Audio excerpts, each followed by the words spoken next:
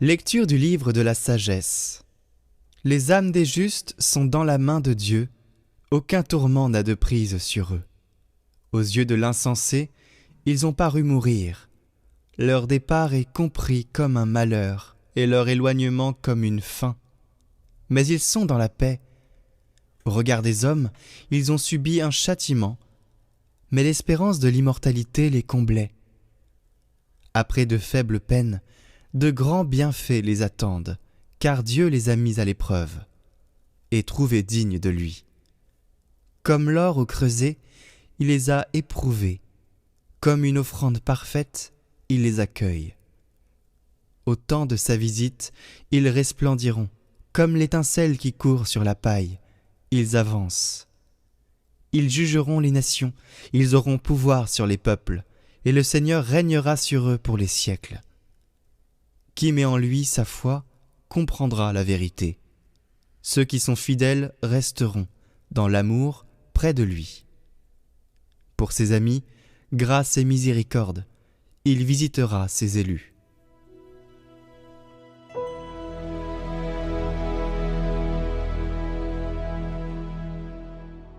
J'en suis sûr, je verrai les bontés du Seigneur sur la terre des vivants. Le Seigneur est ma lumière et mon salut. De qui aurais-je crainte? Le Seigneur est le rempart de ma vie. Devant qui tremblerais-je? J'ai demandé une chose au Seigneur, la seule que je cherche. Habiter la maison du Seigneur tous les jours de ma vie, pour admirer le Seigneur dans sa beauté et m'attacher à son temple. Écoute, Seigneur, je t'appelle. Pitié, réponds-moi. Mon cœur m'a redit ta parole. Cherchez ma face. C'est ta face, Seigneur, que je cherche. Ne me cache pas ta face. Mais j'en suis sûr, je verrai les bontés du Seigneur sur la terre des vivants. Espère le Seigneur, sois fort et prends courage. Espère le Seigneur.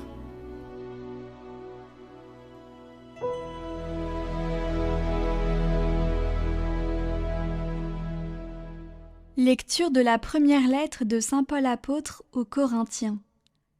Frères, c'est un mystère que je vous annonce. Nous ne mourrons pas tous, mais tous nous serons transformés, et cela en un instant, en un clin d'œil, quand, à la fin, la trompette retentira. Car elle retentira, et les morts ressusciteront, impérissables, et nous serons transformés. Il faut en effet que cet être périssable que nous sommes revête ce qui est impérissable.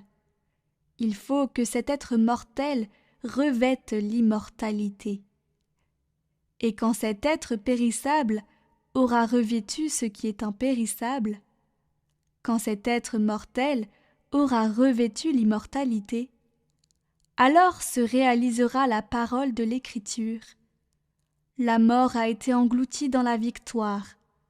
Ô mort, où est ta victoire? Ô mort, où est-il ton aiguillon? L'aiguillon de la mort, c'est le péché. Ce qui donne force au péché, c'est la loi. Rendons grâce à Dieu qui nous donne la victoire par notre Seigneur Jésus-Christ.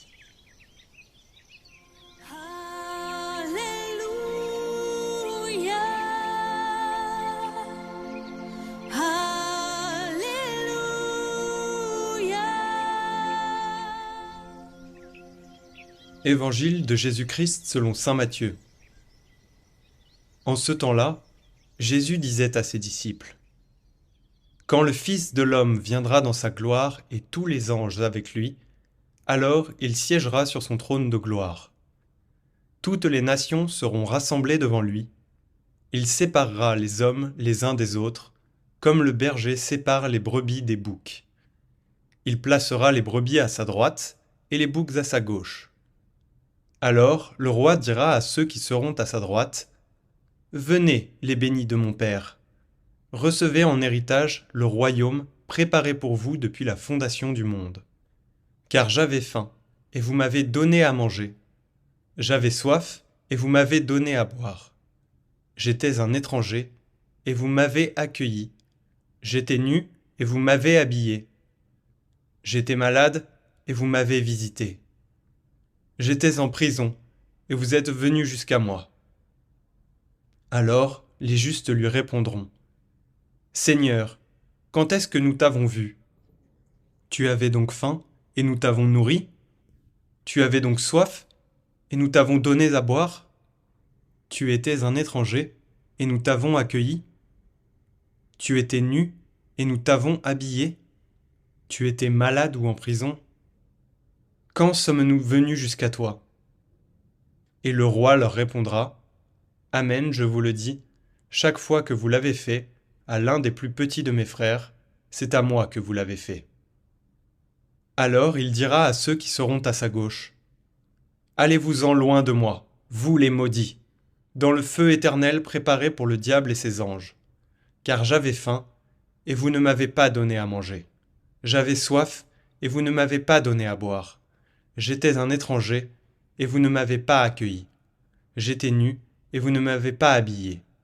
J'étais malade et en prison, et vous ne m'avez pas visité. » Alors ils répondront, eux aussi : « Seigneur, quand avons-nous vu avoir faim, avoir soif, être nus, étrangers, malades ou en prison, sans nous mettre à ton service ?»